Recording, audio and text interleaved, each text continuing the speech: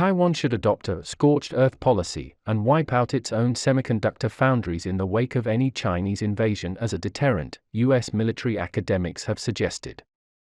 The authors argue that in the face of China's growing military power and sophistication, threats or demonstrations from US military are unlikely to work, and any actual conflict on the island may actually be won by China. Instead, if Taiwan destroys its own semiconductor industry, including global chip powerhouse TSMC, it will make it a less attractive target and scupper China's own technology ambitions.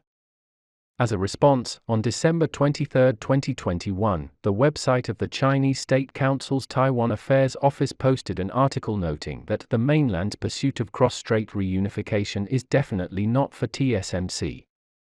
You might think scorched earth policy is a joke. However, as tensions between Taiwan and China mount, TSMC's pivotal role in the global semiconductor supply chain has emerged as one of the gravest risks to the world economy.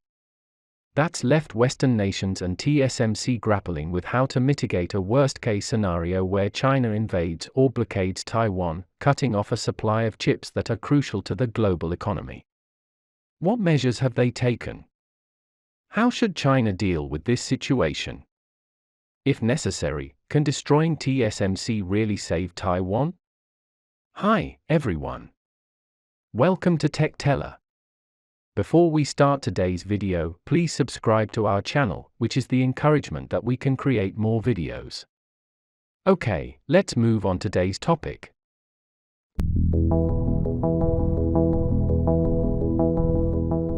At first glance, Taiwan Semiconductor Manufacturing Corp's plan to build foundries in Japan and the US looks like just another routine business expansion. The $8.6 billion venture in Japan and a $12 billion one in the US get TSMC closer to customers in major markets, help diversify its supply chain, and even reduces the risk of disruption from the earthquakes that afflict Taiwan.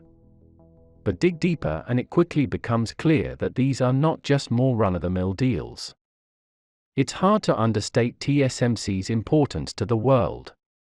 It accounts for more than half of global foundry revenue, while in the manufacturing of advanced chips under 10 nanometers it controls about 84% of the global market.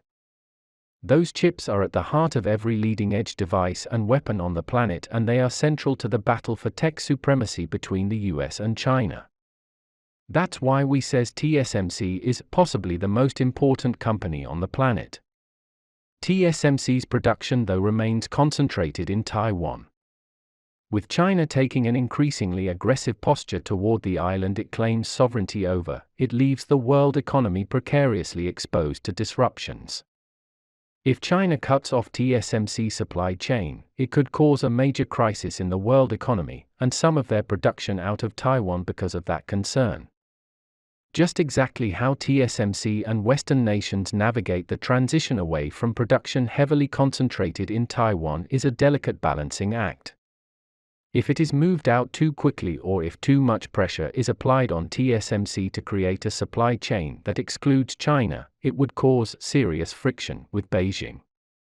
For TSMC there are other crucial factors to consider, too, not least that China is the world's biggest market for semiconductor sales.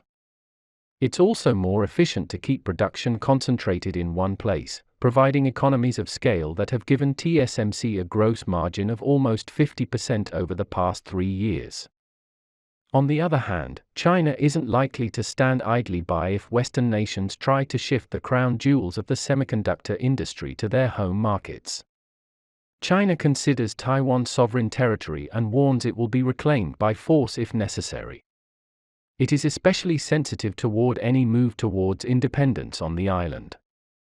China, which has only a 7.6% market share of global semiconductor production, will likely have the world's largest share of chip production by 2030, helped in part by an estimated $100 billion in Chinese government subsidies. It remains several generations behind in chip making, and thus it is as reliant on TSMC as the West.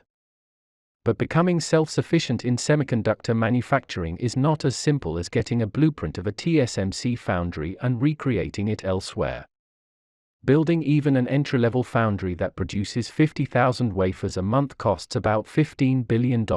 Note that TSMC makes 2.7 million wafers a month.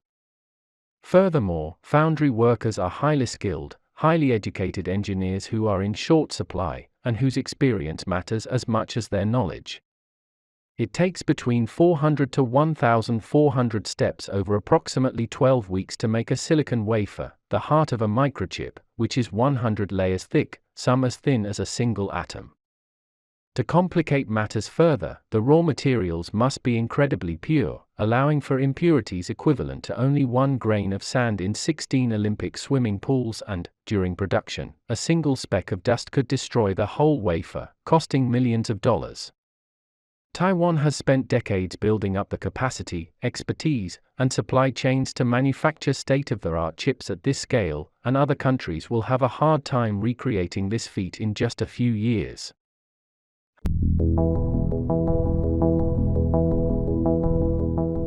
However, the shift is underway nonetheless, and it's accelerating significantly. Until 2020, TSMC was a reclusive company that showed little appetite for leaving its home base. Aside from production facilities in Shanghai and Nanjing, its only other overseas facilities were in Singapore and Washington. That began to change when Donald Trump's administration labeled China a strategic competitor and criticized the tech industry supply chain's vulnerability to China. TSMC broke ground on a $12 billion plant in the US in June last year, and it's scheduled to start producing 5-nanometer chips in 2024. It may add up to 5 additional fabs on the site. The $7 billion Japan venture with Sony was announced in November, with work due to begin this year and production of 22 and 28 nanometer chips starting by the end of 2024. This month TSMC announced a plan to expand the project, located in Kumamoto on the southern island of Kyushu, with an initial $1.6 billion investment from Denso Corp, which is taking a 10% stake. Preliminary discussions have also been held with the German government about a factory there, and TSMC says it plans to invest $44 billion on expansion this year. What China will be closely watching is whether TSMC's overseas expansion accelerates further, and especially whether it starts shifting production of leading-edge, 3-nanometer chips to foreign countries. Production of 3-nanometer chips is already under development in Taiwan, and is scheduled to ramp up in the second half of this year. Asked how likely it is that 3-nanometer chips will in future be produced in either the US or Japan, a TSMC spokesperson said, TSMC does not rule out any future possibilities, but at the moment the company is focused on the construction of its advanced semiconductor fabs in Arizona and Japan. The spokesperson also says TSMC's global expansion strategy is based on customers' needs, business opportunities, operating efficiency, and cost considerations. The company is investing where necessary to support customer needs and to address the structural increase in long-term demand of semiconductor technology. Well, we can't predict the future, but I think that something could happen at any time between Taiwan and China.